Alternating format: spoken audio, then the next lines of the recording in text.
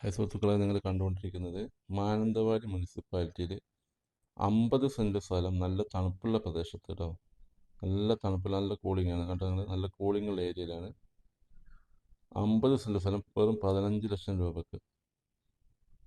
നല്ല നിരപ്പായ സ്ഥലമാണ്, നല്ല പ്രൈവസി ഉള്ള സ്ഥലമാണ്, അത്യാവശ്യം നല്ല വ്യൂ ഉള്ള സ്ഥലമാണ് കേട്ടോ. നല്ല നിരപ്പായ സ്ഥലം, അത്യാവശ്യം മരങ്ങളും കാര്യങ്ങളൊക്കെ ഉണ്ട്, വരുമാനമുണ്ട്.